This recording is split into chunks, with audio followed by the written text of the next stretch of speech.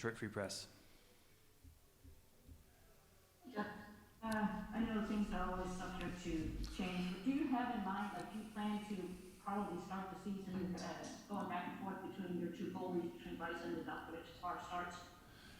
Well, I'd say first off, I think both are going to have an impact on our season. I certainly think both will get looks early. We'll get through the exhibition games and see how each one's playing. We have enough back-to-back certainly this year, and we'll try to get a plan in place as we watch the exhibition games. We'll get a plan in place where we have guys in position to start and get their feet underneath them, and then as the year plays out, the guy that plays the best will play, and if they both play great, then they'll both play. And how extra valuable is training camp these days up here for a guy like Alex when you're new to the team? Yeah, I think for all those new guys, I think it's huge, to be able to be in a position where you can get to know each other, where you can spend some time bonding as a group. So I think that part's great, and being up in Travers is great for that. It's something that we all look forward to and have enjoyed. And I'm going to put you on the spot here. What are realistic expectations for Moritz Snyder? What are realistic expectations? Yeah, I mean, there's so much intrigue about him. He looks like a heck of a prospect. He's had played in the men's leagues for 3 straight years, but he's also 20 years old. What kind of is realistic for him? Well, it's a good question, Aline, and I think he has played. He's as prepared as any young player, I think, at his age coming in. That preparation through the DEL into the American League, into the SHL last year. For the kid his age, he's probably as prepared as anybody could be. And he's excelled at really each level, which is critical. So I don't know that I'm going to put an expectation on him. I think he'll get the opportunity to play big minutes as he earns them. And if he earns more, he'll get more. If he doesn't earn more, he won't get more.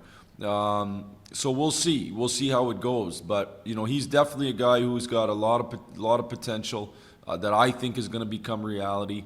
But now he has to go out on a game-by-game basis and do it. And there is no league like the NHL in terms of the forwards you face. There isn't an Austin Matthews in the Swedish Hockey League. There isn't a Patrick Kane in the Swedish Hockey League. That's just the reality of it. So he'll have to learn on the fly a little bit and make adjustments as needed against that high level of player. Can he do that? He has at every level so far, so I think he can, but I'll let him prove it. There's one last thing.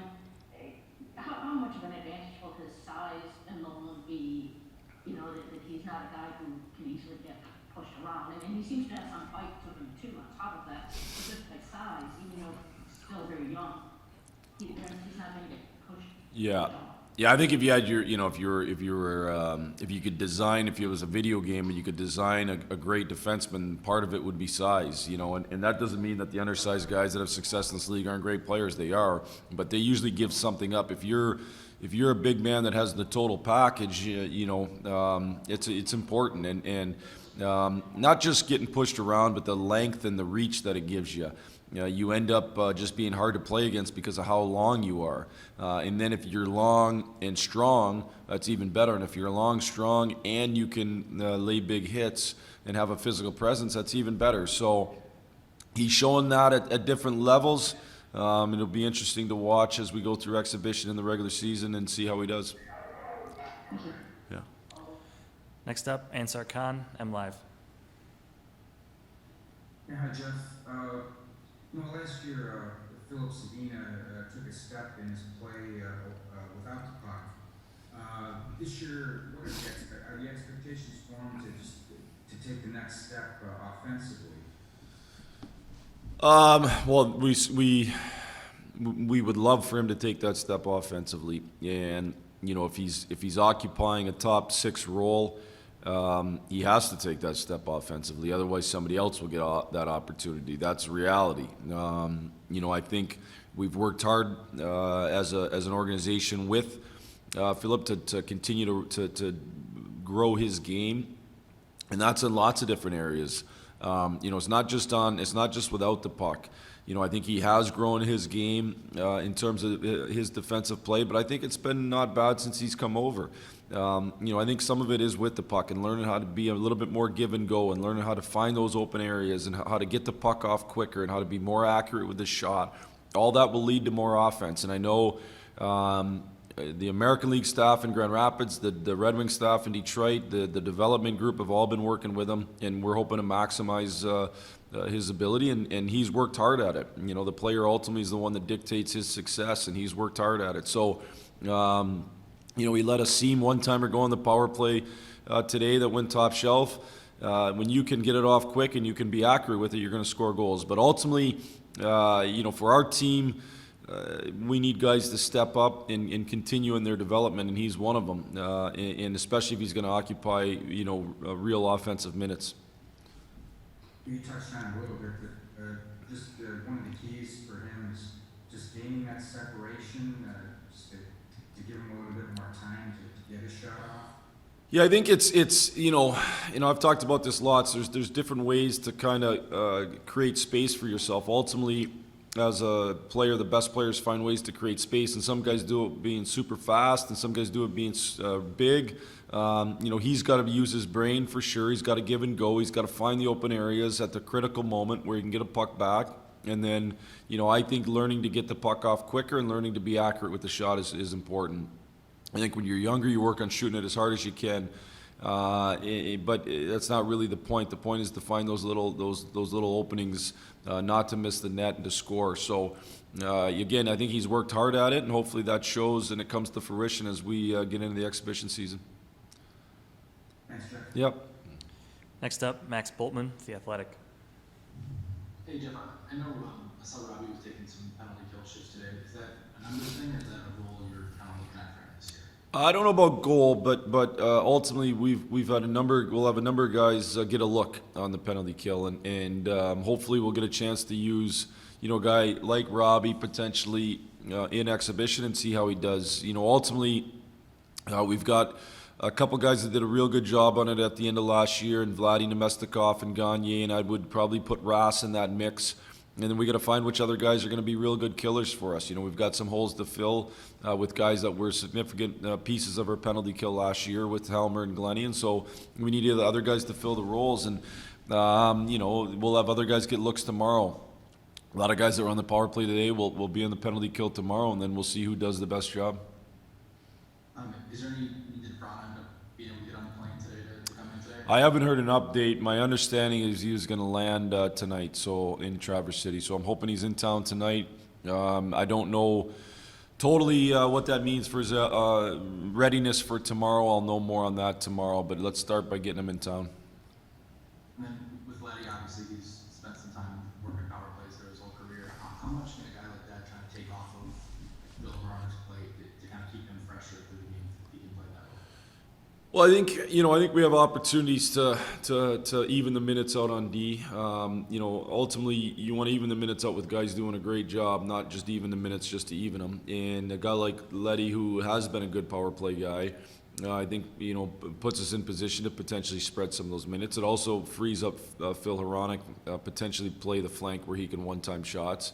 At the end of the day, as you all know, our power play has to be way better. So the number one way for it to be way better is the five guys that go on the ice, execute at a high level, make plays, find ways to score. And Letty's been somebody who's done a good job on the power play throughout his career.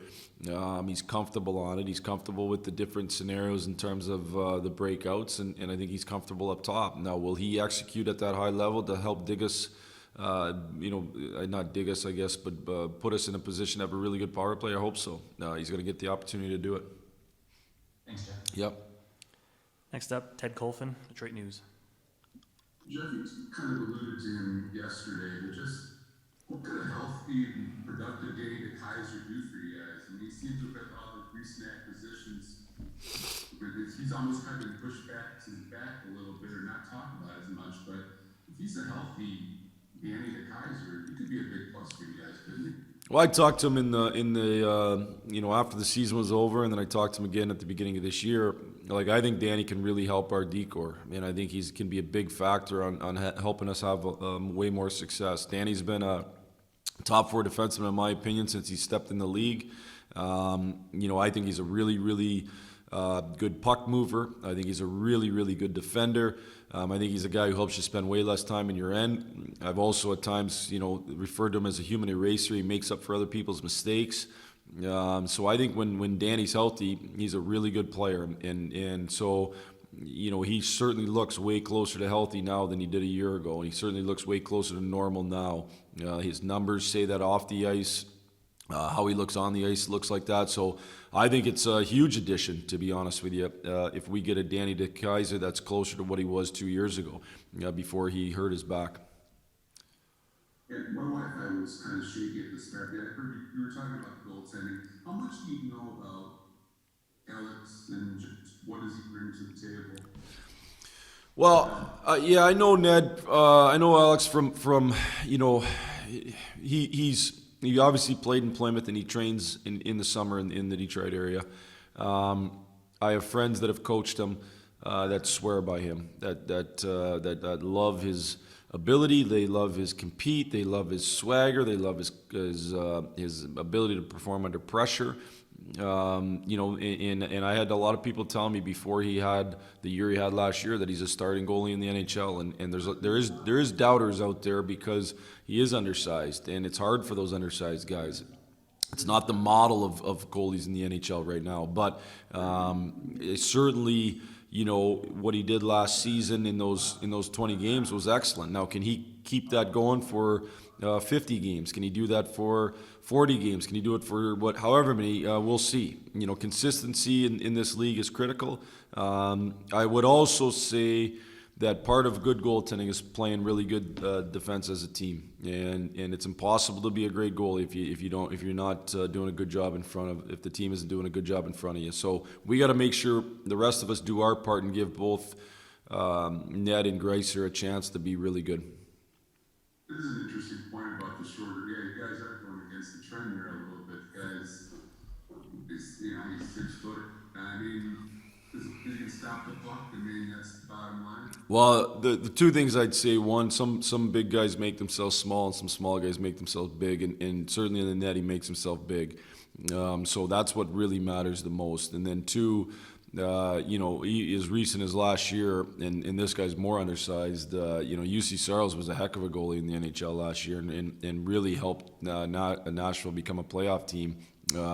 So in the same, again would be said with Ned, he had a heck of a year. So it's why he's had to prove it, as opposed to a guy that's big and everybody gets excited about it. A guy like Ned has to prove it, but that also those guys generally have that work ethic and determination that end up carrying them further than others.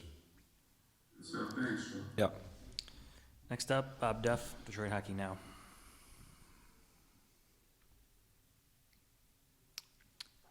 Stevens and Rowney, you kind of touched on them a little bit when you were talking about Pearson. How much did you know about those two guys before you acquired them, and what have they shown you so far? Stevens and Rowney. Sorry, I missed you were muted early. Stevens and Rowney. Yeah. So I know them both a little bit. You know them as as players on opposition teams. I don't think you ever know a guy until he's really in the mix. You can watch tape and get a feel. Obviously, Steve Yzerman was very familiar with Stevens and felt it was the right move. And then with Carter, I think we wanted to do what we could to give ourselves a chance to have a real good depth in our forward group, and especially at the center position. And so, both those guys have, I think, in their own way, done a pretty good job. Stevens brings energy with his skating.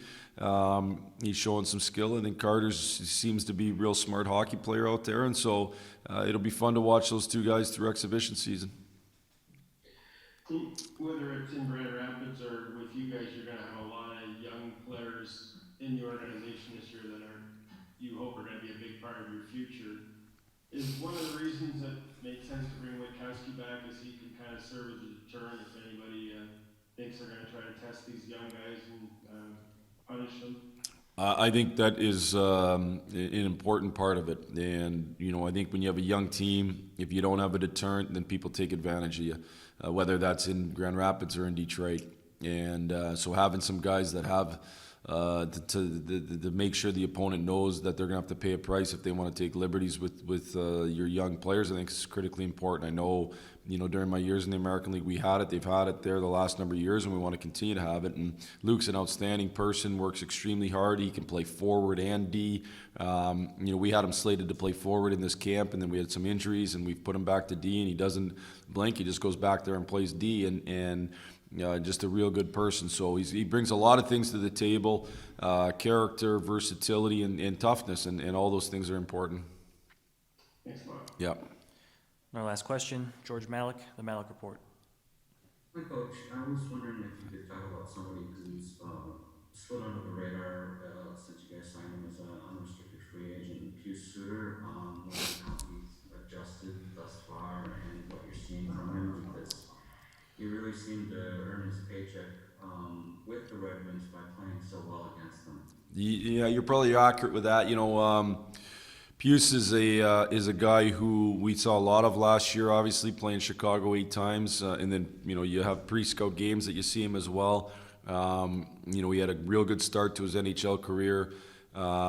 He played with Patrick Kane, which if you play with Patrick Kane, you got to be a real smart player. I know that, having coached Patrick in the World Championships, you got to be a real smart player and be able to think closer to his level. And so, and I think Pius was real good defensively last year, which is important. I think when you're playing with skilled wingers, you can free them up offensively a little bit if you're real accountable defensively. And I thought, watching tape on him, playing, competing against them, he's a center who has good ability, who's got really good brain, both offensively and defensively, who can kind of do a little bit of everything. He can penalty kill, he can play on your power play, and he's really good around the net. He scores goals because he's really, really good around the net, and that's the area you have to score from. So, I think it was a real good signing. I think it's really, really hard to help your team at the center ice position in free agency, as you saw.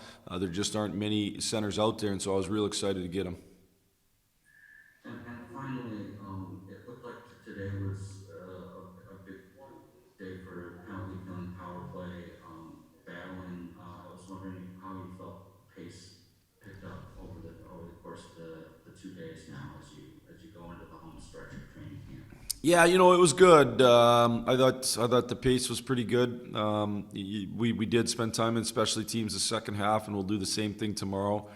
We're trying to instill habits, we're trying to instill structure, and we're trying to make sure that we have that pace and compete that are so important in this league to hit the ground running. So we're working our way into it. If you go too hard too early, everybody's out with a groin injury. So we're working our way into it. I thought the guys skated hard today, but ultimately it was for a little bit shorter duration. And then once you get to power play and penalty kill, it's a little bit lighter. So overall, all in all, I think it's been a good 2 days. Now we got to come back tomorrow and get better.